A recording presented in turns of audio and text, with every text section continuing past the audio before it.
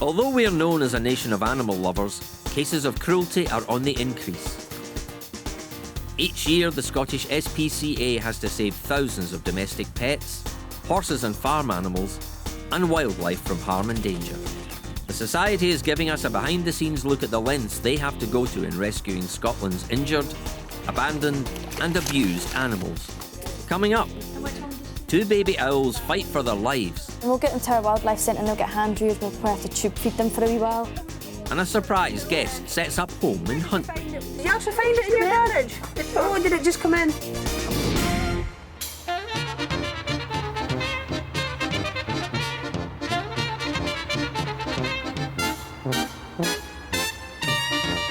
Five Sisters Zoo in West Lothian. Animal Rescue Officer Emma Phillips is here to collect a pair of Tawny Owlets that have been handed in.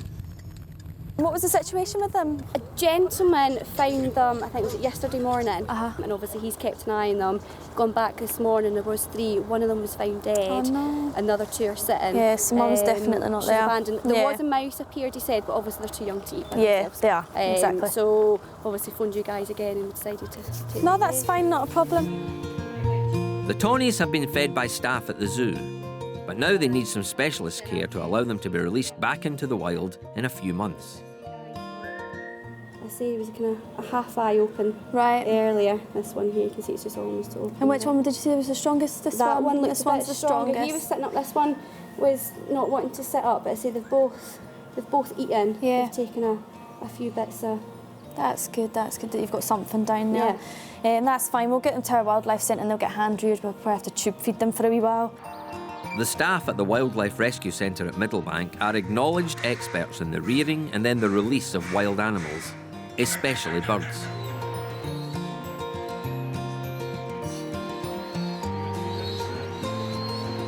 At this time of year, just coming into summer, the rooms here are full of many different kinds of birds, all vying for attention. 2 Tawnies? Yeah, tiny.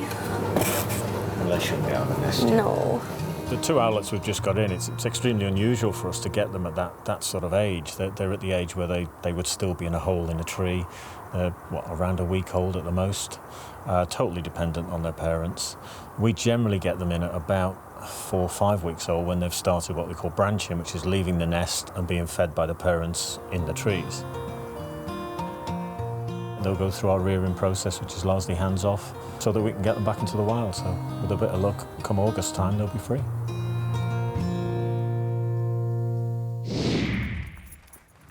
Huntly in Aberdeenshire. Hi there. And Scottish SPCA Senior Inspector Alison Simpson's been called to a house with an unexpected visitor. You've got a stray ferret, have you? I don't know. You don't know who it belongs to or anything then? Where did you find it? Did you actually find it in your garage? Oh, did it just come in? Hello, you. Oh, quick, shut the door. He's going to be out. Come on in, you. Okay. He's keeping up. Yeah, he's a friendly fella, aren't you? Yep. Yep, we've got him here. Right, I'll just pop him in the cage before he makes another bid for freedom. I was in the garage here and he just walked past me. Did he just walk into your garage? Okay. Ferrets come in various colours. Brown, black or mixed, or, like this little chap, white. They've been used to catch rabbits, rodents, for their fur, and medical experiments. But nowadays, they're mostly kept as pets. I could tell when they come towards you, you can be pretty sure that they're handled, yeah. When they're hiding in a corner, you would play it a wee bit. Thank you very much indeed. Okay, thanks very much for getting a hold of it. Alison's going to take the ferret back to the charity's Aberdeenshire Rescue and Rehoming Centre to see if an owner can be traced. If not, the ferret will be put up for adoption. Our Tawny Owlets have settled in at Middlebank. Tiny wee things, aren't they? They were found at the bottom of a tree in West Lothian a few days ago. Their mum was nowhere to be seen, so they'll need to be hand-reared before hopefully getting released back into the wild in a few months' time. Right, we'll just pop that on the scales.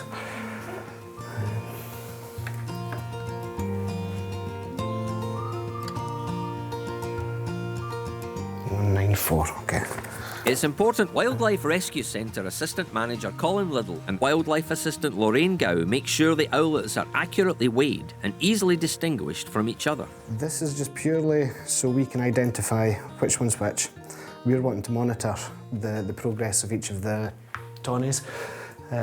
So if we've got an ID colour on them, it just makes our job that wee bit easier, because I mean, as you can see, they both look very, very similar.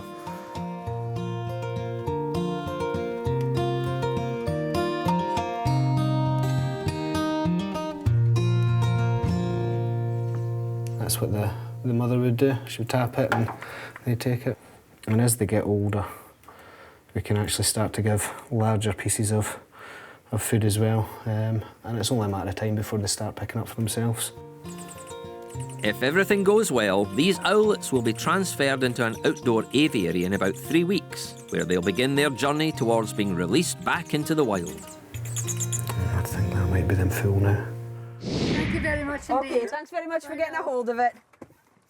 The stray ferret Alison rescued from a house in Huntly is now safe at the Society's Rescue and Rehoming Centre in Aberdeenshire.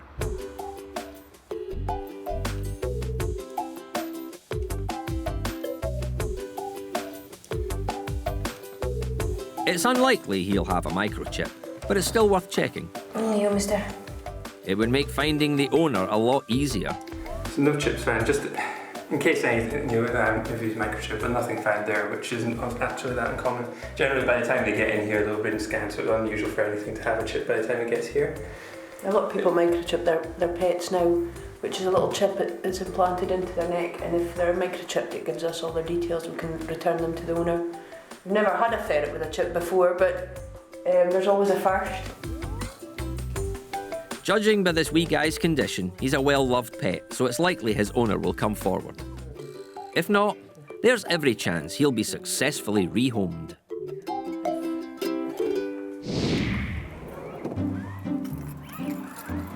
The Scottish SPCA's Pam Cairns arrives at Cathedral Primary School in Motherwell.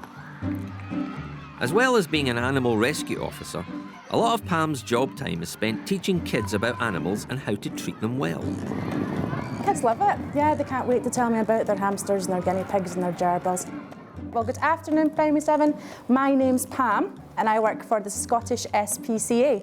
Can anybody tell me what Scottish SPCA stands for? Each year, the Society's free education visits reach around 160,000 primary school children. Catching them early is crucial. The main problem we have with swans is fishing line. The last time I caught a swan, I took all that off it. Okay, you see that there? Right? Now that actually, even the stick was attached to the swan's wing, and all that was wrapped around the swan's leg. Now at the bottom here is a weight. Now that's actually quite a heavy weight. Now because that was wrapped around the swan's leg, it was pulling him under the water.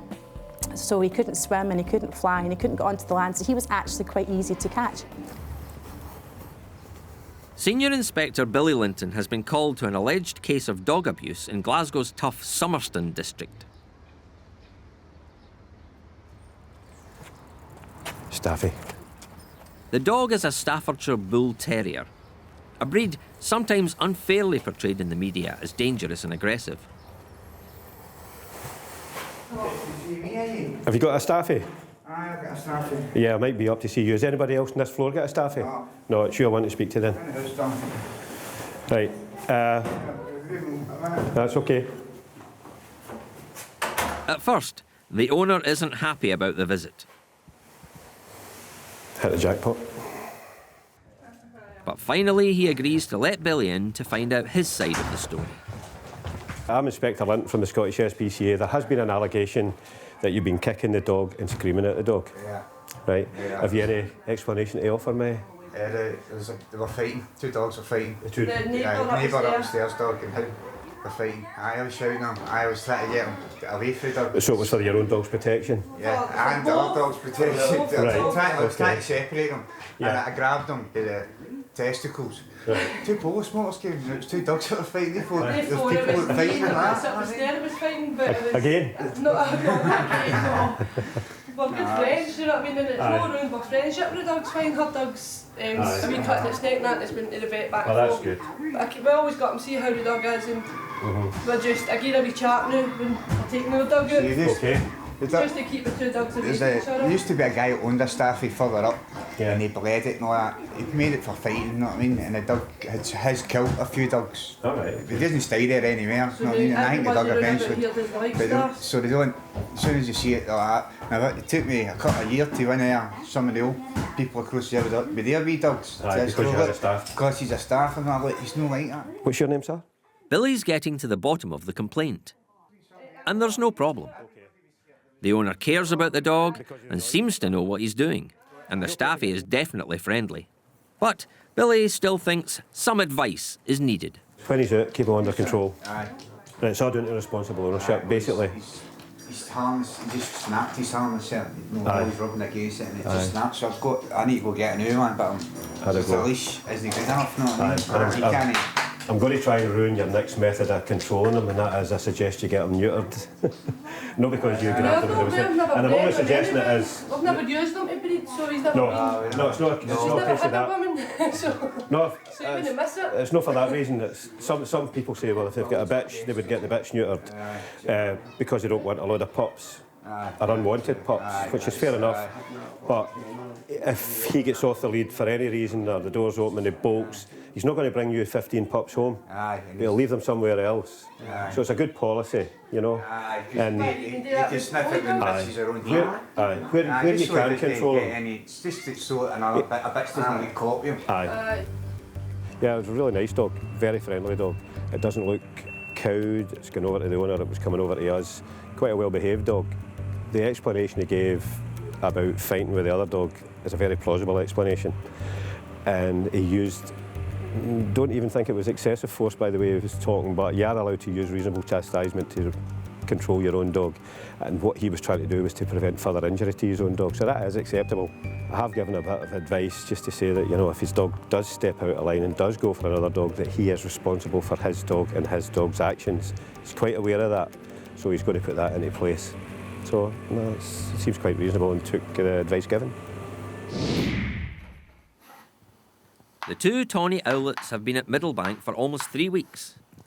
And it's time to take them from their indoor box to an outdoor aviary.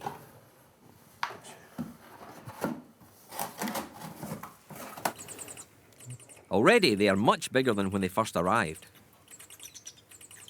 Owlets grow very quickly and will probably have reached their mature size when they're about 8 weeks old. Just close that over. We've done all we can inside for them at the moment. They need a little bit more space. So we've brought them up to the enclosed aviary here, where we're going to actually be able to monitor them now for possibly about the next 6 weeks or so, where we'll hopefully be able to get them to release stage. So it's looking really good for these guys. Just a few more weeks and they'll be ready for their freedom. Say you were on your way home today. Back at Cathedral Primary in Motherwell, Animal Rescue Officer Pam is teaching the kids about the work of the Scottish SPCA. So far this year, she's talked to more than 6,000 children and likes to involve them as much as possible. What is the most popular type of animal to get in to get treated? Injuries, it's normally birds. We get lots of birds in. But the most common animals we get in are dogs and cats, and then probably rabbits after that, and guinea pigs and ferrets. So really there's lots of animals that are quite common now that we're getting in. What's the most dangerous animal you've had in to treat? All animals can be dangerous. It doesn't really tend to be one specific type again. I mean, I've had dangerous cats, I've had dangerous dogs, I've even had a dangerous ferret. So, you know, it could be anything really. What's the most unusual animal you've ever had in? Aha, the most unusual animal. Last year, I got called out to a job in Glasgow. Now, a girl had phoned up and she was all upset because she'd seen an alligator on a roundabout near the McDonald's. And she was all upset and I asked her, I says, what you know, how long is the alligator? And she says, well, it's about 2 foot long. And I thought, okay. I says, and is it looking at you? I says, is it breathing? She says, oh, it's staring at me with its wee beady eyes. And it's got its mouth open and I can see all its teeth. So we arranged to meet, so she came back down to the roundabout and she took me over to the bushes and she was quite right. There in the bushes, there was an alligator. So I walked over, and as I walked over to the bushes, the girl starts screaming even more and I said to her, I says, yes, do you know what? I says, you're completely right. There is an alligator. I went into the bushes and I got the alligator I picked him up by the tail and went like that. And she started screaming, right? So I had to turn it over and go, it's made of plastic, okay? And the girl was absolutely mortified. She thought this was a real alligator. Although these talks are a lot of fun, there's a serious point to get across as well. Do you want to try and catch the badger? Now remember, the badger might not come quietly because, you know, badgers are quite aggressive. Oh, look at that. Oh dear, and you've completely missed. Never mind, these things happen. Oh, look, he's biting the thing now. He's like, argh. I'm showing the children what we actually use, our everyday equipment, because we just take it for granted, don't we? We use it all the time, and I think showing them things like the graspers and the importance actually of wearing the high vis, because especially if we're on the side of the motorway, we have to make sure we're always seen. And I think the kids, they quite like it, don't you? Quite like to put the stuff on and to play with it and try and catch badgers. So yeah, makes it fun while learning, doesn't it? I think it was really fun because you learned about protecting yourself and animals, and you learned that it's not always right just to go and try and help an animal instantly, and that you should phone the SPCA. I think it's really interesting, and you can learn a lot of how people treat other animals, and that it's not really nice sometimes that they hurt them and stuff. It was great fun learning about how to look after your pets, considering I've got 2 rabbits of my own, and it's great to know that people will get punished if they hurt animals. How would we catch the swan? You could use a swan hook, okay. Now, swan hooks are quite good because they're designed for this wee bit here, for their necks, to catch their necks, okay. But what do you think would be the hardest part of catching a swan? Do you think it'd be its neck and its beak? Or what else? Do you think something else? Its feet, but what about its wings? Okay, because swans can have up to a 5-foot wingspan, and when they hit you, it can be really, really quite sore. It teaches them to respect the wildlife in an educational way. You know, they're learning about all the different animals and the problems that they face and the problems that we can have trying to catch them. Wildlife Rescue Centre Assistant Manager Colin Liddle has decided it's time for our tawny owls to be released into the wild. Where are you? Right. Oops. Down you go. And oops. I'll just get you in quickly. They've been here for almost 3 months and have grown from tiny balls of fluff into fully fledged adult birds, ready for their freedom. So I'm just going to approach the birds. Not that I really need to, as you see they're actually flying incredibly well. I'm not going to go swiping at them. All I'm going to try and encourage them to do is fly towards me and get them to actually fly into the net. This reduces any chance of any damage to them. Once they're in the net, generally they'll settle down. I'll be able to restrain them, and from there I can transfer them into the carriers. Right, come on. That was straight into the net and settle down. The owls can't just be set free into the skies around Middlebank because there's an existing population of tawnies. So they're being taken to an area where they'll be able to establish their own territory. Torrential downpours over the last few days have delayed the release, but it's an overcast evening with just a few spots of rain. Ideal conditions for the owls. And this is the best terrain.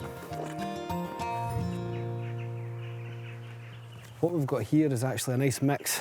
We've got a bit of a dense woodland at the back. There's a lighter mixed woodland just here, and we've got a little bit of expanse as well. The thing with releasing the owls, they're going to be unpredictable. We don't know where they're going to go. So within this area here, we're providing as many small habitat areas as possible, and it's giving them the benefit of choosing where they want to go once released. Having a bit of moisture on the ground is not really a bad thing.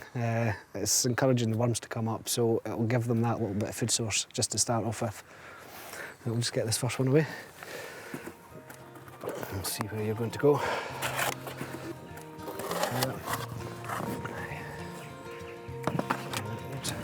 And there you go. It's a perfect release for the first tawny. They're not the most developed in terms of being able to fly through the trees at the moment. That will be something that will grow with time. Tawnies, they do roost in trees, and a lot of the time they will actually sit very, very still on sometimes the most inappropriate branch, and they'll just freeze. The coloration allows them just to blend in with the tree, and that just gives them the camouflage. I'm more than happy with that release. We'll just get this other guy away just now. Come on, just sit the box up. And away we go. There you go. The second bird is also quick to fly off.